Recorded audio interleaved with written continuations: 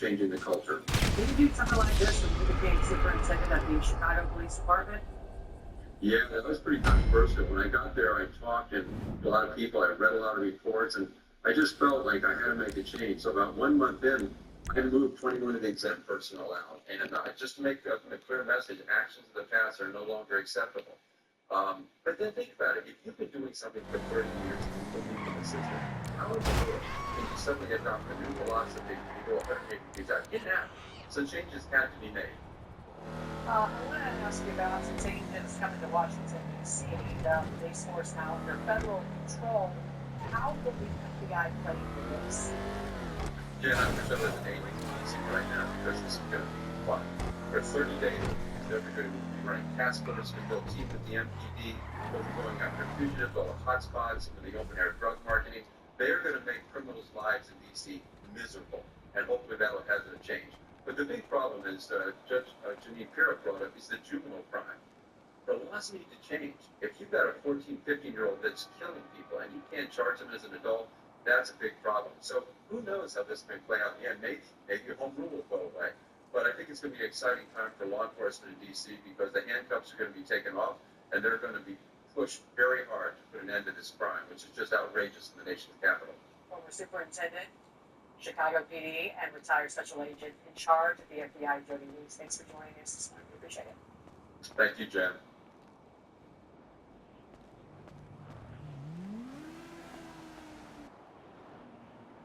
This capital belongs to all of you.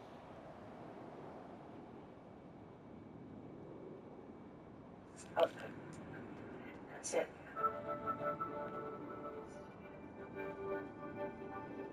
Hey guys, welcome to the Liberal Hive Mind, a channel solely focused on exposing the abundant hypocrisy of the left. Well, yeah, pretty much exactly as I described it. Every week is a new, dishonest Democrat copy. I mean, you can tell they've got nothing and certainly have no credibility, no freaking integrity the way they jump from issue to issue to issue. Every week is a new constitutional crisis. But if it really was such a deep crisis, then why is it that the Democrats are so quick to just drop these issues one by one? To the next topic.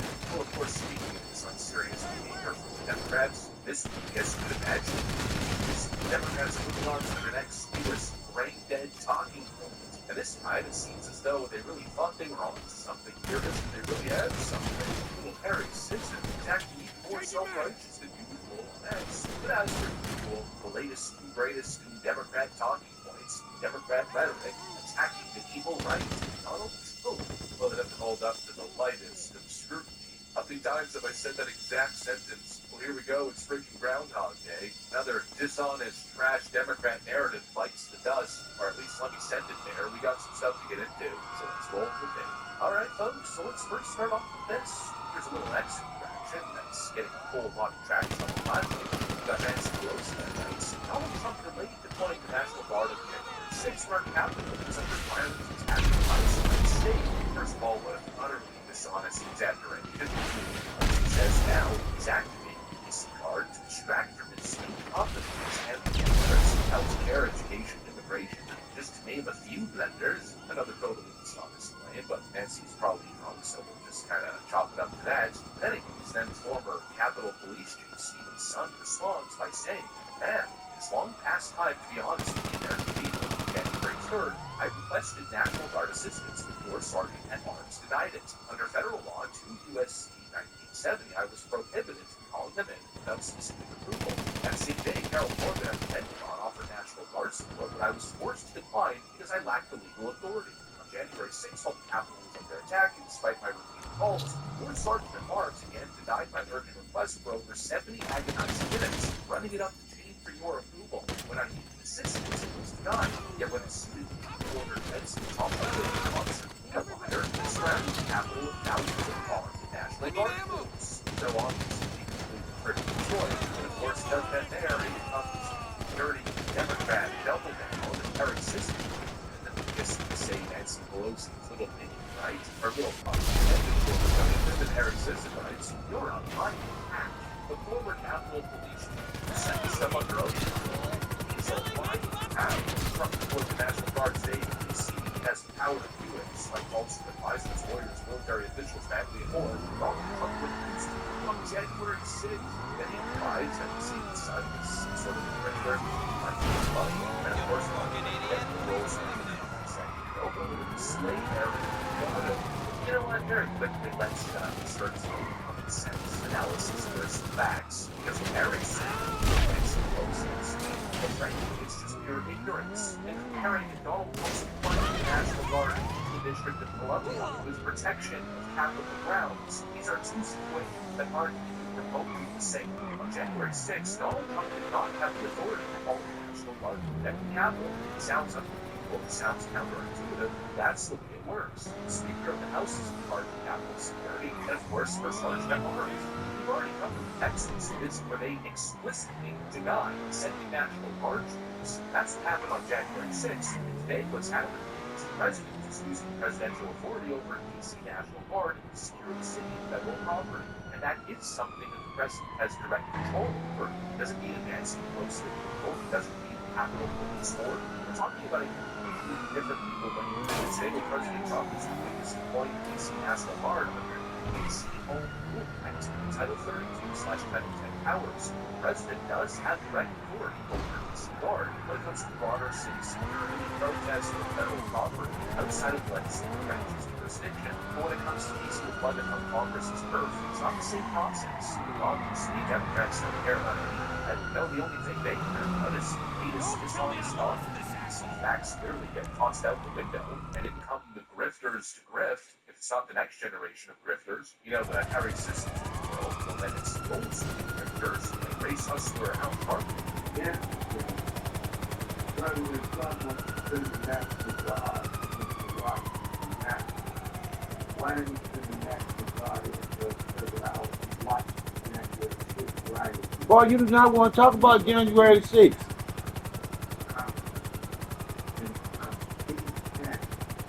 You do not want to talk about January 6th, buddy. Of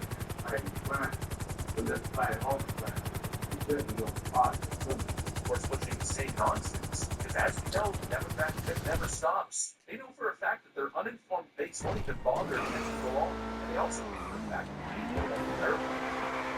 And so here they are, with this pathetic attempt to rewrite history, but I personally will not let it happen.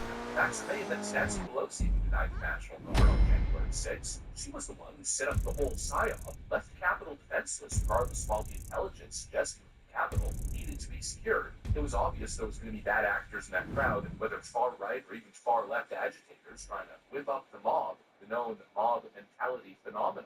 And so Nancy Pelosi set up the psyop on January 3rd, and then showed up on January 6th with a damn documentary crew, as if the whole thing was a planned Netflix premiere, full-on political theater at its best. Those are the facts, and now Democrats are attempting to rewrite history with their dishonest bullcrap. Yet again, more Democrat lying. I mean, what's freaking new? And what's funny is we've got clowns like Beto O'Rourke saying stuff like this on MSNBC. I just think it's super clear that Republicans care about power and nothing else. And for far too long, Democrats have cared about being right, coloring with different lines. Well, you backwards talking asshole. asshole. Secondary consideration, we need to absolutely flip that around and focus on power exclusively. It's why I'm encouraged by what I'm hearing by Governor Newsom in California, Governor Pritzker in Illinois, even Governor They Hochul. on hard, man. They're talking about seizing the initiative and They on resolving hard. their congressional boundaries to maximize Democratic Party advantage. We got to fight fire with fire. I mean, we wish the refs were going They to on call hard. fouls, there were going to be penalties for There we what go. they are doing right now, but Yeah, the yeah. refs have left the arena. If they're not more corrupted. All of the spirit stopped and to win. We got to be focused on it. Democrats always play by the rules. Give them a freaking break. They're the biggest liars, the biggest cheaters in the game, folks. In this latest example, it's just going to get more proof. Another dishonest narrative moment for the Democrats. Never freaking ends. They are the biggest liars in the game. It's actually freaking non-stop. It's the reason I have a freaking job. I've been covering lies for years. If you need any proof that all the Democrats do is lie and exaggerate, well, then look no further than my video catalog over the last couple of years. Whatever I didn't delete during Joe Biden's censorious surveillance. But, you know, we've been covering the lies for years. We've got thousands of videos. It's literally non-stop. And it's the only reason I'm in this line of work to begin with. Because they're so blatant, so constantly, consistently, that I basically never run out of content. it. More BS coming out of the DNC and their little propaganda minions. And again, this stuff's not even so sophisticated. It's so easy to break into. The biggest liars in the game, folks, and it's not even close. Anyways, that's what I got for you guys. Hope you enjoyed the video. If you did, make sure to leave a like and possibly subscribe. Thanks for watching, and I'll see you on the next one.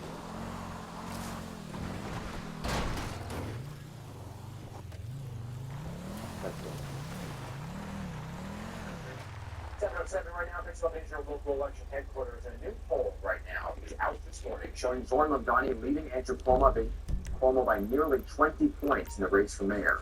This as President Trump threatens to send in troops to New York City to combat crime. Our Kristen Cole joins live at City Hall very late on this Thursday. Good morning. Good morning to you, Higgs and Joanna, and this comes from the fact that crime here in New York City continues to fall, continues to be at historically low levels, but the numbers coming out of the poll showing the current mayor, Eric Adams, trailing by significant margins against the two incumbents. The newest poll numbers out of the mayoral race and candidate Zoran Mamdani is surging well beyond current mayor Adams, contender Andrew Cuomo. The Siena Research Institute finding among registered voters from the city who were polled Zoran Mamdani leading with 44% of the vote, followed by independent Andrew Cuomo at 25%, Republican Curtis Sliwa at 12%, and independent Mayor Eric Adams trailing at 7%. Since the Democratic mayoral primary win by Mamdani, President Trump has increased his criticism of the city. Now the president saying he is ready to send in troops to deal with crime, just as it's done in the Capitol. The president just appointed some 800 National Guardsmen in Washington as part of a month-long federalization of local D.C. police. To have a look at New York in a little while. Let's do this. Let's do this together. Let's see. It's going to go pretty.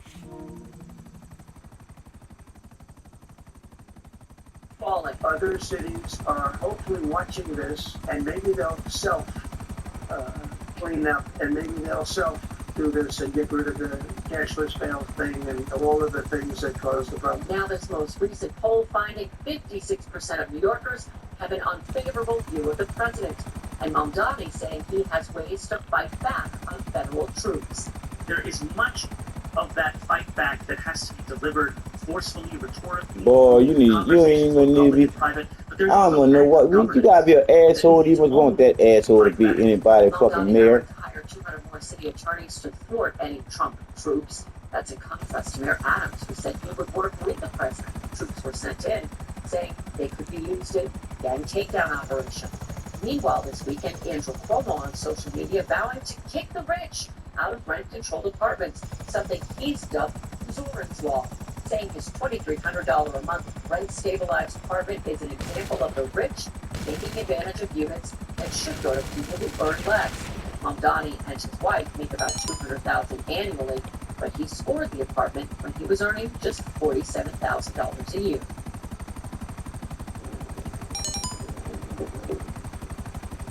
But housing advocates say that verifying incomes on an annual basis would simply be a bureaucratic nightmare, and that it would just overwhelm an already overburdened system. We're live at City Hall in person, Hope 11 News. The information feed is So much that goes into that. And as for the poll camp reached out this morning saying there was a very small group, about 300 people that were polled, that they wanted to point out that the margin of error was 6.7%, so they're not taking that poll too seriously.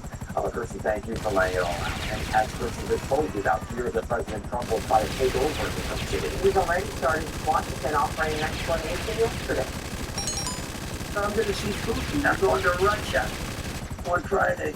I don't like being up here talking about how unsafe and how dirty and disgusting this once beautiful capital was. You don't want to say it, but I say it fun. Washington, D.C. is a shithole. Plain and simple. I'm going to play no game. It's a straight up shithole.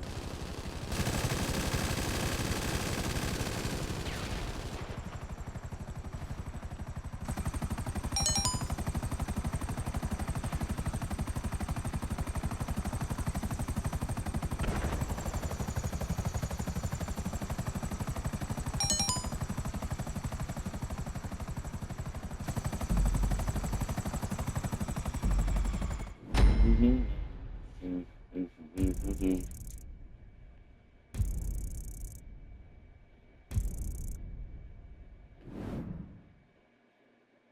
15 minutes. Shit. How many minutes? More than 15. That's 15. Damn.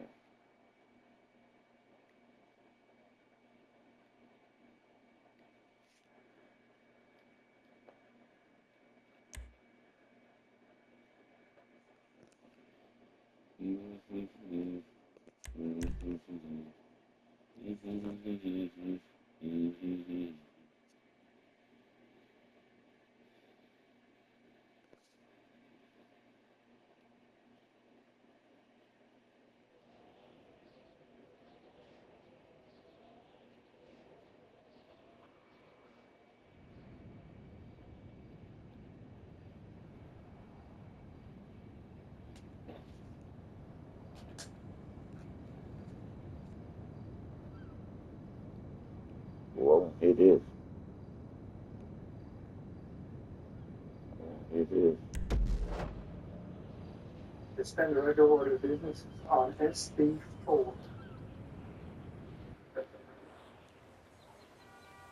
Thank you, Mr. President. Members, I know that there's been a lot of discussion about this bill coming forward today, and everyone has different perspectives on it. I would like to, with your permission, though, and patience, there are some things I know we have a lot of people watching online that haven't been watching the hearings or keeping up with it like we have, and then there's just some things that kind of need to get on the record, so I'd like to take a little bit of time to walk through this to make sure that every member knows how we got to where we are and where I think this is going. And then after that, I'll be happy to answer any questions I can, and I'll just try to answer them as truthfully and as thoroughly as I can. So with that, just by way of where we, the process to date, I introduced SB4 in our select committee on Monday, August the 4th. SB4 is the companion to HB4, line for line, which passed out of the House Committee on August 2nd, 2025. There have been discussions of waiting for the House bill to get here, but just like each of you have done 100 times on different bills, when you have a companion and it stalls in one body, you try to do what you can to get it moving in the other body, which is why we went ahead, or I went ahead and filed the companion and began with hearings. 19 ayes, 2 nays, 9 absent. Rules are suspended. Third now lays out. Second reading. Article 4, Secretary of the Captain. Bill 4 relating to the composition of the district for the election of members of the United States House of Representatives from the state of Texas. To recognize the passage by President. I move final passage. Yes, I'm sorry. Senator Zachary, your life. Yes, ma'am. Board members? Make a brief statement. In opposition to the bill.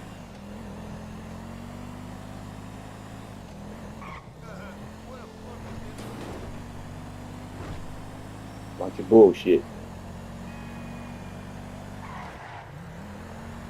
She want to say something, but then she ain't gonna say it. She gonna say it the next time.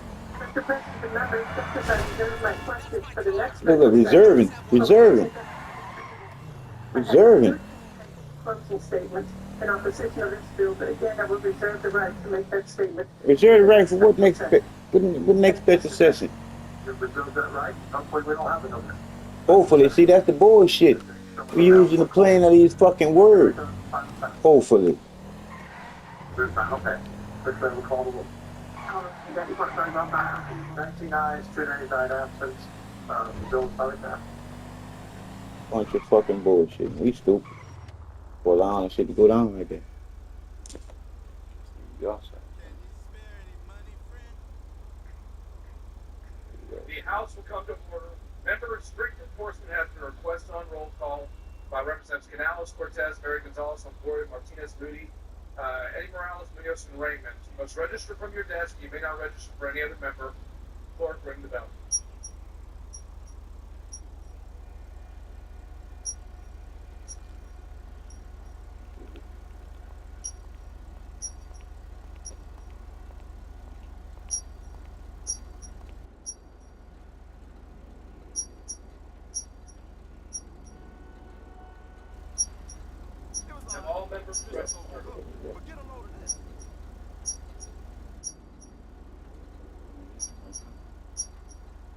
being 95 members present, a quorum is not present.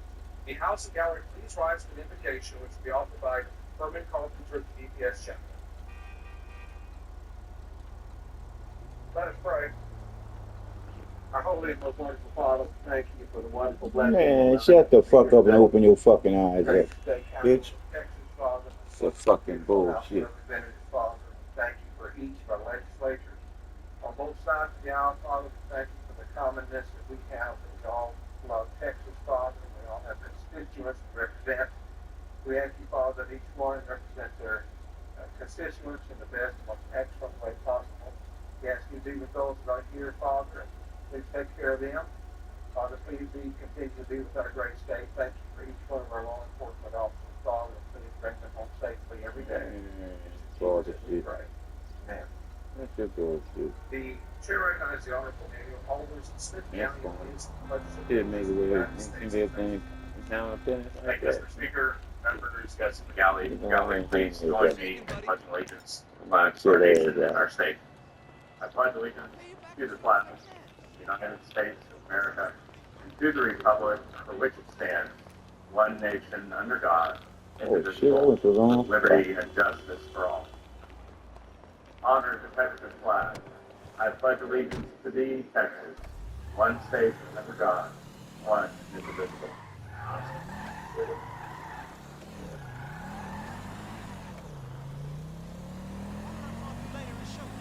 Flag is playing over there.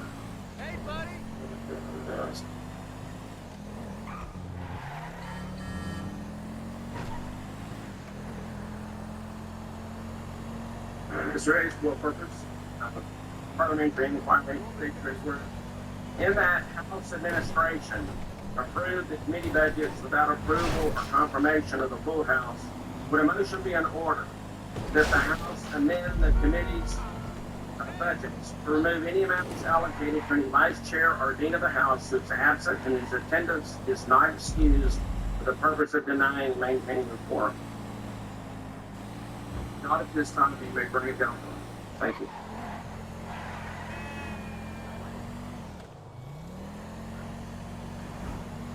All of it to be fired. Thank you. Oh, thank you. Thank you. Fire all of it. Fire all of it. Take up the critical flood response legislation. Yep, fire all of it. Fire all of it. Bills that would deliver and help families and communities who've lost their homes, their businesses, their livelihoods, and in some cases, their loved ones.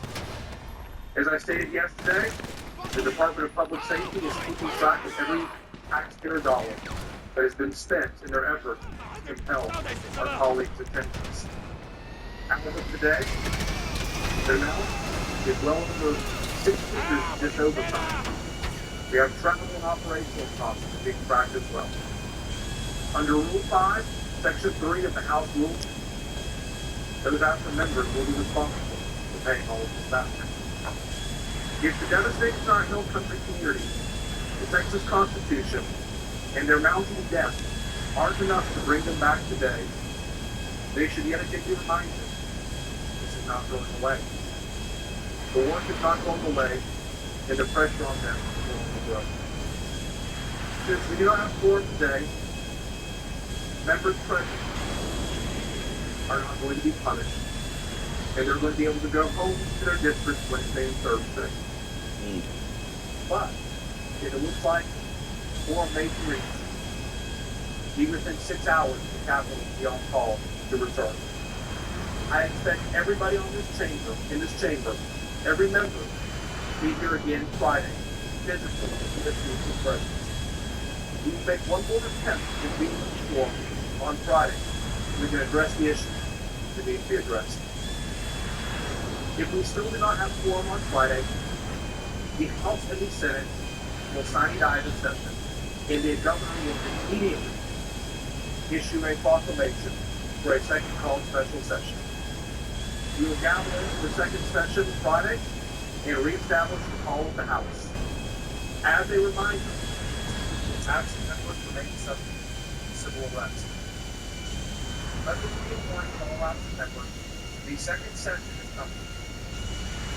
It is time to get home and take your seats. Remember, the memo regarding party schedule will be done.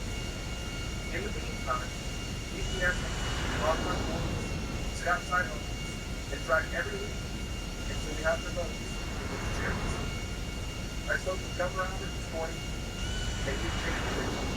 He is committed to calling it back again and again and again until all the kids go.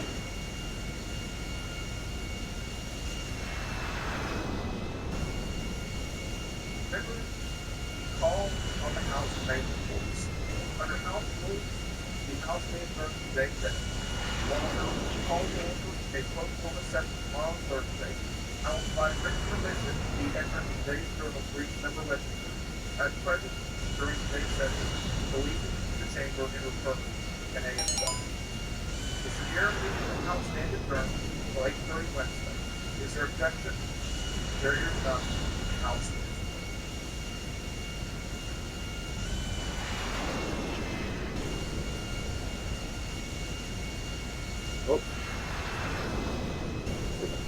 Those after members, you can go to another state, even another time zone.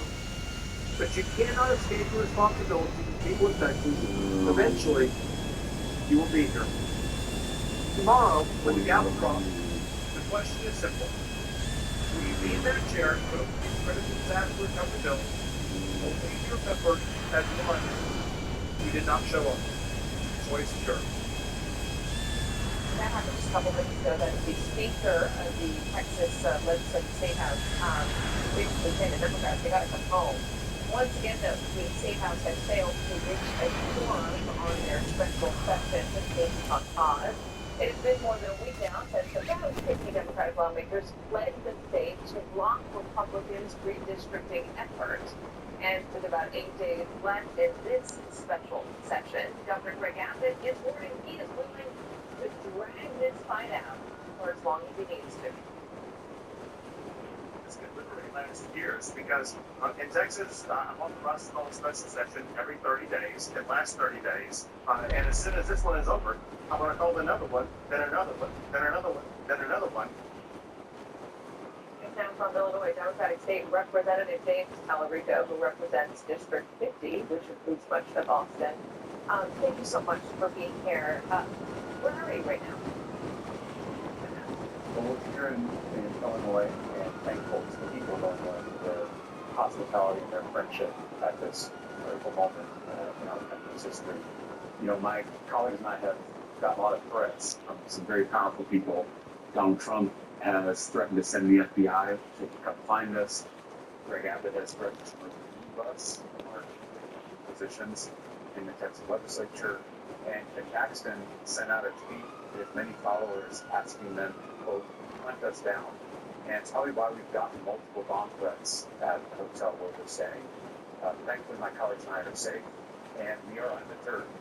How the fuck you gonna be safe from a bomb threat? You asshole. You dumbass.